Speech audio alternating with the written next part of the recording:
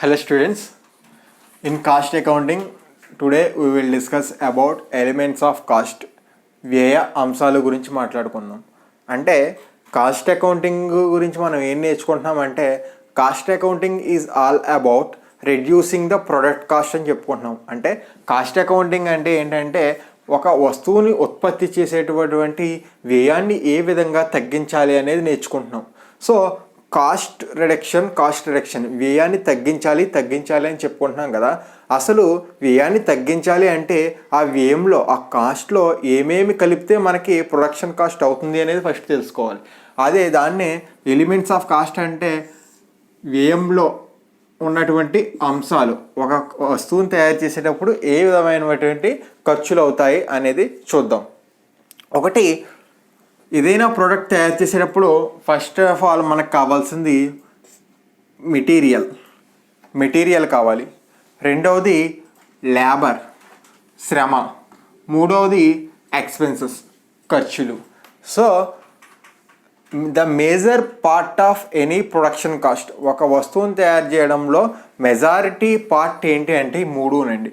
Material, labour, expenses 99% ఈ మూడు కలిపే ఉంటాయి. So material, labour, expenses, material, శ్రమ మరియు ఖర్చులు. ఇందులో మళ్ళీ సబ్డివైడెడ్గా మెటీరియల్లో డైరెక్ట్ మెటీరియల్, ఇండైరెక్ట్ మెటీరియల్ అంటే ప్రత్యక్ష మెటీరియల్, పరోక్ష మెటీరియల్. శ్రమలో కూడా డైరెక్ట్ లేబర్, ఇండైరెక్ట్ లేబర్ అంటే ప్రత్యక్ష శ్రమ, పరోక్ష శ్రమ. ఎక్స్పెన్సెస్లో కూడా డైరెక్ట్ ఎక్స్పెన్సెస్, ఇండైరెక్ట్ ఎక్స్పెన్సెస్ అంటే ప్రత్యక్ష ఖర్చులు, పరోక్ష ఖర్చులు అని మళ్ళీ వేరుగా విభజించడం జరిగింది. ఏంటి అనేది చూస్తే what is direct material? Direct material is a kind of material which we can observe or which we can identify in the final product directly. అంటే ఏదైనా ఒక తయారు చేయబడిన వస్తువులో మన కంటికి కనిపించి మనం సులువుగా గుర్తించేటువంటి మెటీరియల్ ఏదైతే ఉందో దాన్ని డైరెక్ట్ మెటీరియల్ అంటాం.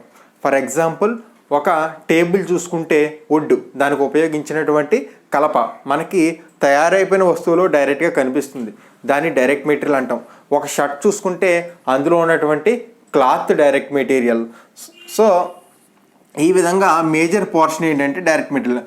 Direct material is a cost which is directly identify by cost centre. మన కాస్ట్ సెంటర్లో ఆ వస్తువు యొక్క మెటీరియల్, ఆ ఫినిష్డ్ ప్రోడక్ట్లో ఉన్నటువంటి మెటీరియల్ మనకు డైరెక్ట్గా కనిపించినట్లయితే దాన్ని డైరెక్ట్ మెటీరియల్ అంటాము. అలా కాకుండా if we cannot observe or we cannot identify the material directly, then it is called indirect material. ప్రత్యక్షంగా మనము ఎలాంటి కనుగొనలేని లేదా వస్తువు లోపల ఇమిడి ఉన్నటువంటి మెటీరియల్ ఏదైతే ఉందో దాన్ని ఇండైరెక్ట్ మెటీరియల్ అని అంటాం. ఇండైరెక్ట్ మెటీరియల్ అంటే సమ్ లూబ్రికెంట్ ఆయిల్స్ అంటాం. అంటే మెషినరీ కానీ లేదా వస్తువులు తయారు చేసినప్పుడు ఉపయోగించే గమ్ము, ఆయిల్ అటువంటివి కానీ అవి ఫినిష్డ్ ప్రోడక్ట్లో మనకి డైరెక్ట్గా కనిపించవు. అలాగే రిపేర్స్ చేయడానికి అవసరమైనటువంటి టూల్స్ ఏవైతే ఉన్నాయో, పనిముట్లు ఏవైతే ఉన్నాయో అవి మన ఫినిష్డ్ ప్రోడక్ట్లో కనిపించవు, వాటిని ఇండైరెక్ట్ మెటీరియల్ అంటాము. ఇవి కాకుండా కొన్ని ఐటమ్స్ మనకి వస్తువులో డైరెక్ట్గా కనిపించినప్పటికీ కూడా వాటిని ఇండైరెక్ట్ మెటీరియల్ అని అంటాం. ఫర్ ఎగ్జాంపుల్, ఒక టేబుల్ తయారు చేసినప్పుడు దానికి కొన్ని నెయిల్స్ పడతాయి, అంటే మేకులని. టేబుల్ తయారు చేయాలంటే ఖచ్చితంగా కొన్ని మేకులు అనేవి అందులో ఇన్సర్ట్ చేయాలి. అలాగే ఒక షర్ట్ స్టిచ్చింగ్ కంప్లీట్ అవ్వాలి అంటే దానికి అంటే థ్రెడ్, దారం ఏదైతే ఉందో అది కూడా ఒక మేజర్ ఎలిమెంట్. కాకపోతే ఇవి మనకి కంటికి కనిపిస్తాయి, స్క్రూస్ కంటికి కనిపిస్తాయి, అలాగే థ్రెడ్ ఏదైతే ఉందో అది కూడా వీ కెన్ క్లియర్లీ విజిబుల్ అయినప్పటికీ కూడా వాటిని మనం ఇండైరెక్ట్ మెటీరియల్గానే భావించాలి. ఎందుకు అంటే we cannot calculate the amount of indirect material per certain unit.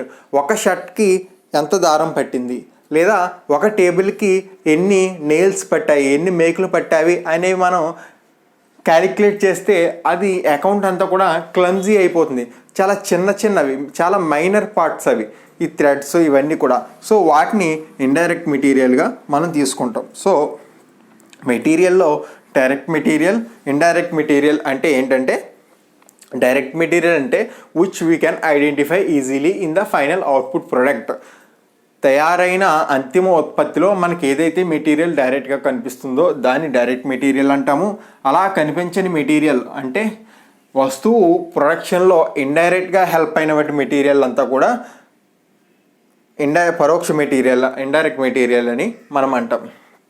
For example, supply, ఫ్యాక్టరీలో సప్లై జరుగుతున్నప్పుడు ఎలక్ట్రిసిటీ అనేది ఆగిపోయింది. ఎలక్ట్రిసిటీ ఆగిపోతే జనరేటర్లో డీజిల్తో జనరేటర్ నడపాల్సి వస్తుంది. అక్కడ ప్రొడక్షన్కి డీజిల్ కూడా హెల్ప్ అయింది. కానీ మనకి చివరిగా తయారైన వస్తువులో మనకి డీజిల్ కనిపిస్తుందా? కనిపించదు. అక్కడ ఎలక్ట్రిసిటీ జనరేట్ అవడంలో డీజిల్ ఉపయోగపడింది. సో డీజిల్ అనేది ఏమవుతుందంటే ఇండైరెక్ట్ మెటీరియల్ అవుతుంది. అలాగే శ్రమ, లేబర్ కూడా direct labour, indirect labour. Material ఎలా డైరెక్ట్ మెటీరియల్, ఇండైరెక్ట్ మెటీరియల్ చెప్పుకున్నామో, లేబర్ కూడా అంతే. There are 2 kinds of labour. One is direct labour and the second one is indirect labour. ఇక్కడ ఇండైరెక్ట్ లేబర్ అంటే ఏంటంటే, ఫస్ట్ డైరెక్ట్ లేబర్ చూద్దాం. Direct labour అంటే those are the labour directly involved in the activities of making goods.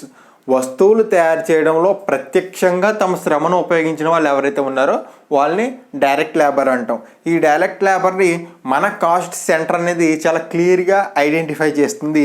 కానీ indirect లేబర్ని identify చేయలేము. ఒక furniture తయారు చేసేటప్పుడు కార్పెంటర్ ఎవడైతే ఉన్నారో ఆ కార్పెంటర్ చేసే శ్రమ ప్రత్యక్ష శ్రమ, డైరెక్ట్ లేబర్ కింద వస్తుంది. ఒక షర్ట్ స్టిచ్చింగ్ చేసేటప్పుడు టైలర్ ఎవరైతే ఉన్నారో, స్టిచ్చింగ్ చేసే టైలరు, అతను డైరెక్ట్ లేబర్, ప్రత్యక్ష శ్రమలోకి వస్తుంది. ఇంకా ఎవరైతే ఉన్నారో ప్రొడక్ట్ని వేజెస్, రా మెటీరియల్ని ఒక ప్లేస్ నుంచి ఇంకొక ప్లేస్కి షిఫ్ట్ చేయడం కానీ, లేదా బరువులు మోయడం కానీ ఎవరైనా ఉన్నారో వాళ్ళు మొత్తము డైరెక్ట్ లేబర్, ప్రత్యక్ష శ్రమలోకి వస్తారు. ఇండైరెక్ట్ లేబర్ ఎవరు సార్ మరి అంటే, ఇండైరెక్ట్ లేబర్ అంటే they are not directly involved in the production of goods. వాళ్ళు వస్తువులను ఉత్పత్తి చేయడంలో డైరెక్ట్గా పాల్గొనరు, but they are involved as. ఎలా ఉపయోగపడతారు అంటే, for example store keeper, security guard or watchman, supervisor. వీళ్ళందరూ ఏం చేస్తారంటే కంట్రోల్ చేస్తూ ఉంటారు ఎప్పటికప్పుడు. ప్రొడక్షన్ అనేది ఖచ్చితంగా జరుగుతుందా లేదా అనేది సూపర్వైజర్ కంట్రోల్ చేస్తాడు. సో సూపర్వైజర్ ఇండైరెక్ట్ లేబర్లోకి వస్తాడు. సెక్యూరిటీ లేదా వాచ్మెన్ ఎప్పుడు కూడా మన ఫ్యాక్టరీకి హెల్ప్ఫుల్గా అవుటర్స్ని ఎవరిని అలౌ చేయకుండా ఉంటాడు, అతను ఇండైరెక్ట్ లేబర్. అలాగే కొంతమంది అప్రెంటిస్షిప్ చేస్తారు, కొంతమంది ట్రైనింగ్ తీసుకుంటారు. సో వీళ్ళందరికీ కూడా మనము fix certain amount of salary అనేది ఇవ్వాల్సి వస్తుంది.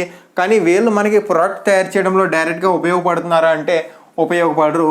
అలాంటి వాళ్ళని ఇండైరెక్ట్ లేబర్ అంటాము. Remaining all are under direct labour.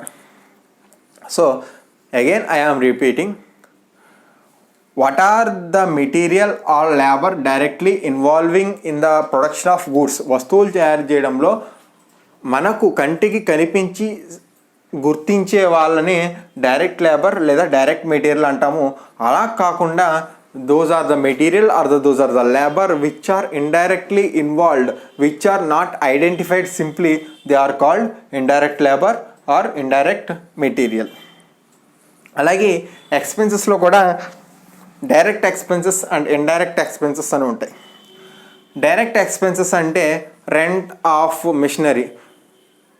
అంటే కొన్నిసార్లు మనము అన్ని మిషనరీని కొనలేమని, పర్చేజ్ చేయలేము, మనకి అవసరం ఉండదు. కొన్నిసార్లు కొన్ని మిషనరీ రెంట్కి తీసుకోవాల్సి ఉంది. For example in a construction of house నిర్మిస్తున్నప్పుడు మనకి ఏదో ఒక టైంలో మిల్లర్ అనేది అవసరం ఉంటుంది. ఆ మిల్లర్ని 1 day or 2 days మనం రెంట్కి తీసుకుంటాం. ఆ మిల్లర్ ఏమవుతుంది అంటే దానికి ఇచ్చే రెంట్ డైరెక్ట్ ఎక్స్పెన్సెస్ అవుతుంది. అలాగే ఇంకా ఏమైనా ఒక టెండర్, ఒక కాంట్రాక్ట్ మనకి రావాలి అంటే ఒక టెండర్ వేయాలి. ఆ టెండర్ పేపర్స్ అయ్యే ఖర్చు, స్టాంప్ డ్యూటీలు అన్నీ కూడా డైరెక్ట్ ఎక్స్పెన్సెస్ అవుతాయి. మరి ఇండైరెక్ట్ ఎక్స్పెన్సెస్ అంటే మనకు తెలుసు, ప్రాఫిట్ అండ్ లాస్ అకౌంట్లో డెబిట్ సైడ్ వచ్చే ఎక్స్పెన్సెస్ అన్నీ కూడా ఇండైరెక్ట్ ఎక్స్పెన్సెస్. పరోక్ష ఖర్చులు అని వేటిని అంటాము అంటే rent, salaries, commission, insurance, depreciation ఇవన్నీ కూడా ఇండైరెక్ట్ ఎక్స్పెన్సెస్లోకి వస్తాయి. సో ఎలిమెంట్స్ ఆఫ్ కాస్ట్, వ్యయ అంశాలు అనేవి మెటీరియల్, లేబర్, ఎక్స్పెన్సెస్, ఈ మూడు కూడా అంశాలు. ఎలిమెంట్స్ ఏంటి అంటే the one is material, second one is labour and the final one is expenses. Again, each of the element is divided into two categories. The first one is direct item, the second one is indirect item. Direct material, indirect material, direct labor, indirect labor, direct expenses and indirect expenses.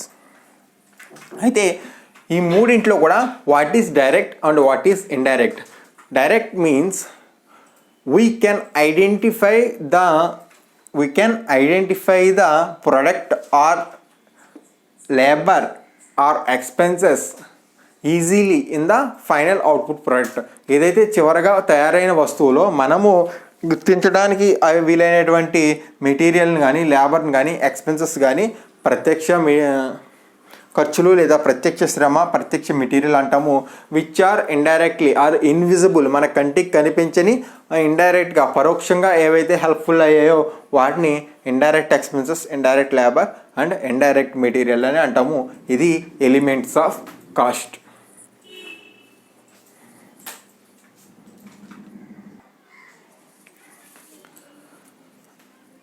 Cost ఎలిమెంట్స్లో మనము direct, ఇండైరెక్ట్గా చెప్పుకున్నాం కదా. అంటే direct labour, indirect labour, direct material, indirect material, అలాగే direct expenses, indirect expenses అని చెప్పుకున్నాం కదా. అందులో indirect material, indirect labour and indirect expenses, ఈ మూడింటిని కలిపి మనం అగ్రిగేట్గా ఓవర్ హెడ్స్ అంటాం. తెలుగులో కూడా ఓవర్ హెడ్స్ అని అంటాము.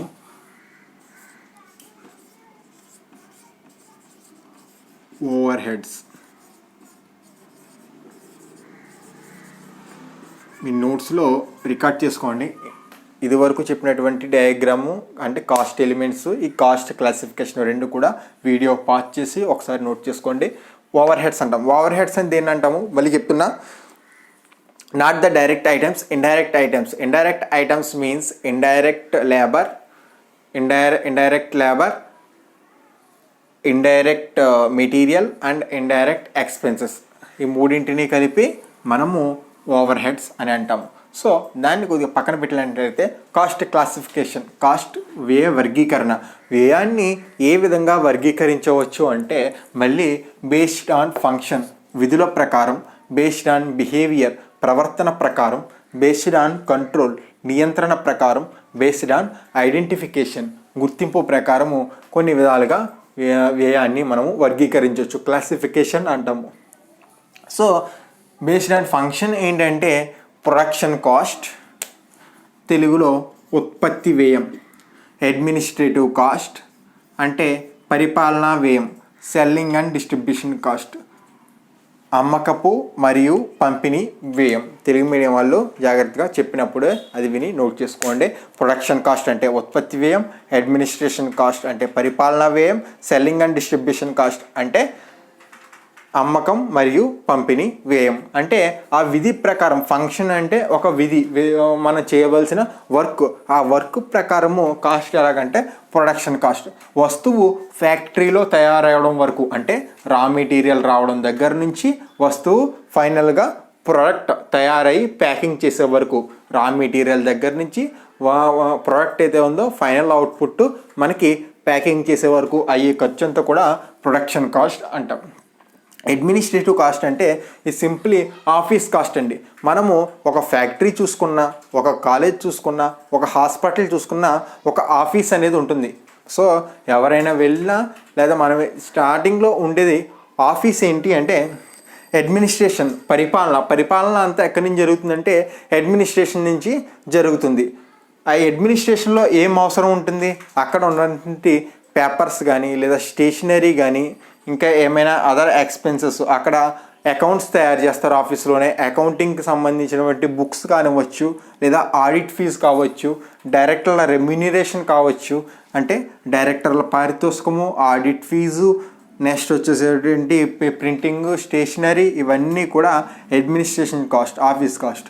సో ఇది ఇండైరెక్ట్ కాస్ట్ అండి. అంటే ప్రొడక్షన్ కాస్ట్ అంటే ఫ్యాక్టరీలో వస్తువు తయారయ్యే వరకు ఉపయోగపడే, అంటే మనకి అందుబాటులో ఉండే ఖర్చు ప్రొడక్షన్ కాస్ట్ అయితే, అడ్మినిస్ట్రేషన్ కాస్ట్ అని దేని అంటామంటే ఆఫీస్ ఎక్స్పెన్సెస్ ఏవైతే ఉన్నాయో, ఆడిట్ ఫీజు, డైరెక్టర్ల రెమ్యూనరేషను, శాలరీసు, ఇవన్నీ కూడా salaries plus printing and stationery, postage, telegram, ఇవన్నీ కూడా అడ్మినిస్ట్రేషన్ కాస్ట్. టెలిఫోన్ బిల్లు, ఇవన్నీ కూడా ఎక్కడ ఉంటాయంటే ఆఫీస్లో ఉంటాయి. ఆఫీస్లో అయ్యే కాస్ట్ని అడ్మినిస్ట్రేషన్ కాస్ట్ అంటాం. Next selling and distribution cost. Selling and distribution ఏంటంటే వస్తువు ప్రోడక్ట్ తయారైపోయిన తర్వాత దాన్ని మార్కెట్లోకి తీసుకువెళ్ళి ఆ మార్కెట్లో ప్రోడక్ట్ని మనము సేల్ చేసే వరకు అయ్యే ఖర్చు. అంటే సెల్లింగ్ అంటే మార్కెటింగ్ చేసుకోవాలి, ఫ్రీ శాంపుల్స్ ఇవ్వాలి, అడ్వర్టైజ్మెంట్స్ ఇవ్వాలి, banner advertisement, telephone advertisement, next television advertisement కావచ్చు. నెక్స్ట్ డిస్ట్రిబ్యూషన్, పంపిణీలో ఏముంటాయి, పంపిణీ అంటే తయారు చేసిన వస్తువు అంతా కూడా ఒక్కసారిగా అమ్ముడవదు. వేర్ హౌస్లో కొన్నాళ్ళు, వేర్ హౌస్ గొడౌన్లు ఏవైతే ఉన్నాయో వాటిలో కొన్నాళ్ళు స్టోర్ చేయాలి, వేర్ హౌస్ రెంట్ అవుతుంది. నెక్స్ట్ ఇన్సూరెన్స్ అడ్మినిస్ట్రేషన్స్లోకి రావచ్చు, ఇన్సూరెన్స్ రాదు.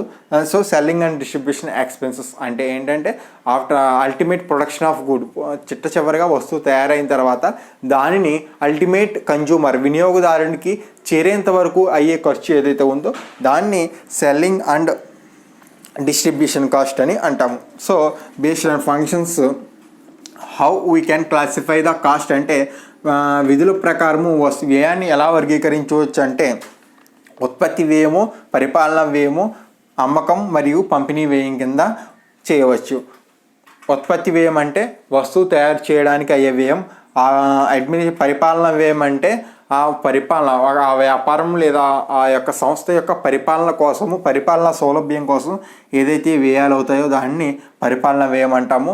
వస్తువు తయారైన వస్తువు చిట్ట చివర వినియోగదారుడికి వెళ్ళే వద్దు మనకు పెట్టే ఖర్చులు ఏవైతే ఉన్నాయో దానిని అమ్మకం మరియు పంపిణీ ఖర్చులని అంటాం. బేస్డ్ ఆన్ బిహేవియర్, ప్రవర్తన ప్రకారము ఖర్చులను ఎలా చేయొచ్చు అంటే fixed cost, variable cost, semi variable cost. Fixed cost, variable cost and semi variable cost. తెలుగులో ఏమంటారంటే ఫిక్స్డ్ అంటే స్థిర వ్యయము, వేరియబుల్ అంటే చర వ్యయము, సెమీ వేరియబుల్ అంటే పాక్షిక చర వ్యయము. స్థిర, చర, సెమీ వేరియబుల్ అంటే పాక్షిక చర వ్యయం అని అంటాం. సో ఫిక్స్డ్ కాస్ట్ అంటే even we produce are we do not produce, మనం వస్తువులు తయారు చేసినప్పటికీ తయారు చేయకపోయినప్పటికీ కూడా ద కాస్ట్స్ ఆర్ ఫిక్స్డ్. ఆ వ్యయాలు ఎప్పుడు కూడా స్థిరంగా ఉంటాయి. అయ్యో మనం ప్రొడక్షన్ చేయట్లేదు కాబట్టి ఆ ఖర్చు అవ్వదు అంటే ఖచ్చితంగా ఖర్చు అవుతూనే ఉంటుంది.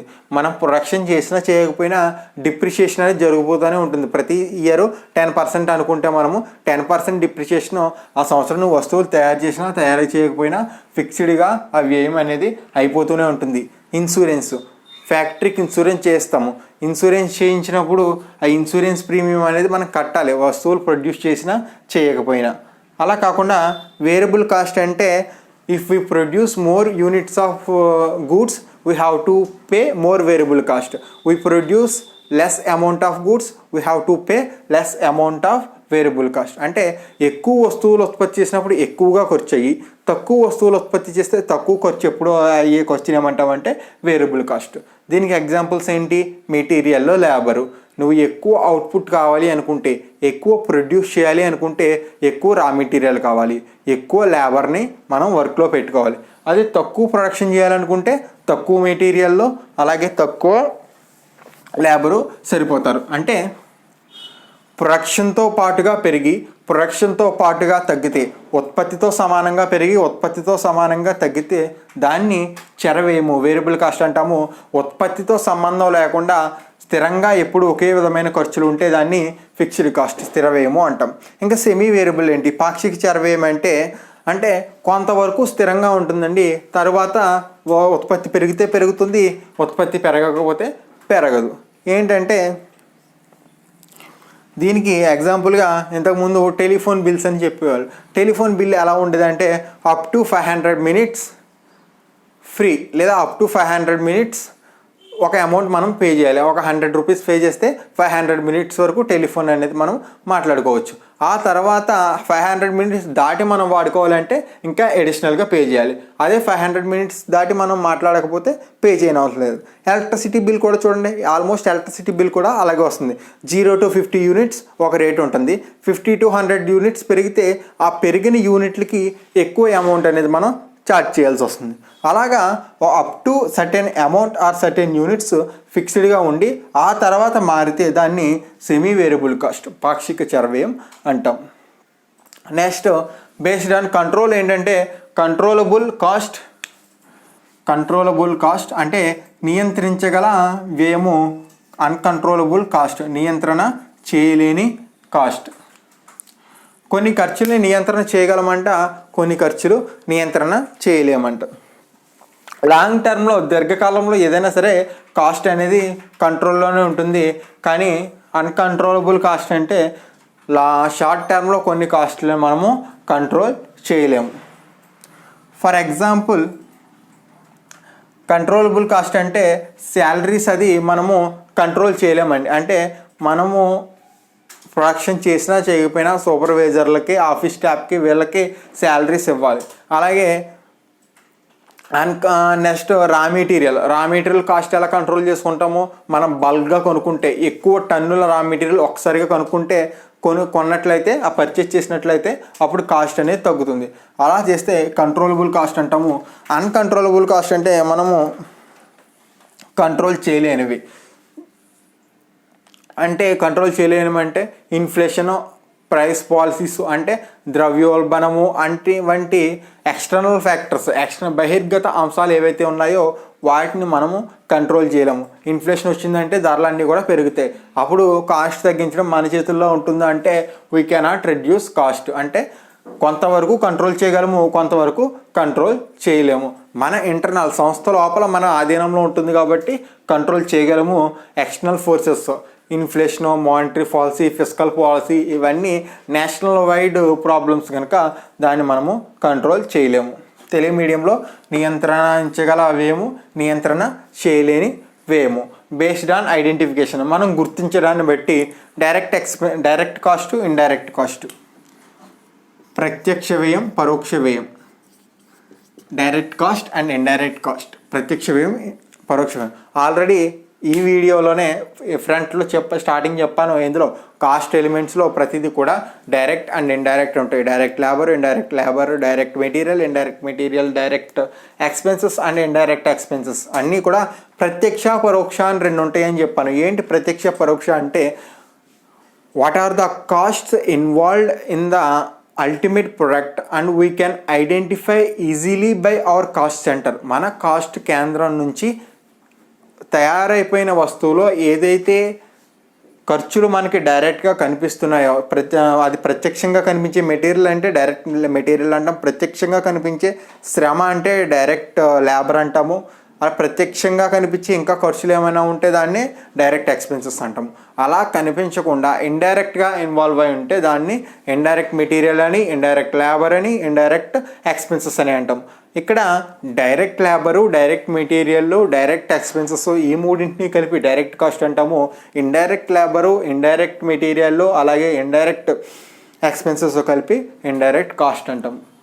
సో కాస్ట్ క్లాసిఫికేషన్ వర్గీకరణ అనేది యూనిట్ 1 నుంచి ఒక ఇంపార్టెంట్ క్వశ్చన్ అండి. అది ఎస్ఐ అన్న కావచ్చు, షార్ట్ కింద అన్న రావచ్చు. ఈ సింపుల్గా బేస్డ్ ఆన్ ఫంక్షన్ అంటే విధి ప్రకారము, అంటే చేసే వర్క్ని బట్టి production, administration, selling and distribution కాస్ట్ల కింద. Based on behaviour, fixed cost, variable cost and semi variable cost కింద. Based on controllable and uncontrollable cost కింద. అలాగే బేస్డ్ ఆన్ ఐడెంటిఫికేషన్ ప్రకారము direct cost and indirect cost కింద మనము కాస్ట్ క్లాసిఫికేషన్ అనేది చేయొచ్చు. వర్గీకరణ అనేది ప్రతిదీ కూడా మనం ఎగ్జాంపుల్స్తో రాయవలసి ఉంటుంది. సో నెక్స్ట్ క్లాస్లో మీకు కాస్ట్ షీట్ అంటే ఎలా ఎక్స్ప్లెయిన్ చేస్తానో. సో ఇప్పుడు మనం కాస్ట్ల గురించి తెలుసుకున్నాం, దేన్ని ఏ కాస్ట్ అంటారో అని తెలుసుకున్నాం. వీటన్నిటిని ఉపయోగించి ఒక ప్రోడక్ట్ సంబంధించి కాస్ట్ షీట్ అంటే ఒక వస్తువుని తయారు చేయడంలో మనకి ఎంత కాస్ట్ అయింది అని తెలుసుకునేటప్పుడు ఏవి ముందు రాయాలి, ఏవి వెనక రాయాలి, అది కాస్ట్ షీట్లో వస్తుంది. అది నెక్స్ట్ క్లాస్లో చెప్తాను. Okay, thank you.